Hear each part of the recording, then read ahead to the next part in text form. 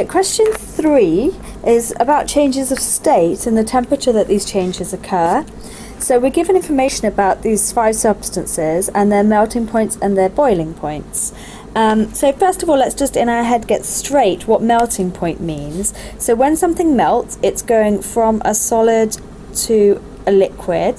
So its melting point, it will convert from a solid to a liquid, or obviously if you're going the other way, it will go from a liquid to a solid. The boiling point tells us the temperature that a substance undergoes the conversion from a liquid to a gas. Okay.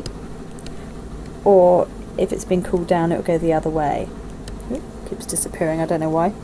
Right, so when we're asked these questions, we've got to look at these temperatures and try and consider what's going on. So firstly, which one is completely solid at 239 degrees centigrade? So if we have a look down the list, it's going to be to do with the melting point. So we want something that's definitely solid, so it's nowhere near melting at 239.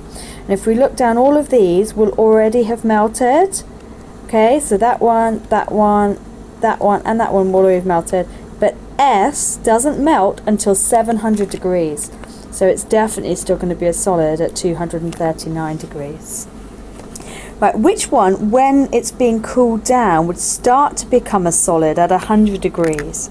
So again, we're looking at the melting point here because we're going from a liquid to a solid. So you've got a liquid and you're cooling it down. And which one's going to start to become a solid at 100? Well, if we look here, R, its melting point is 100. So that's where that change of state would take place. So that's going to be R. Give one that is a solid at room temperature.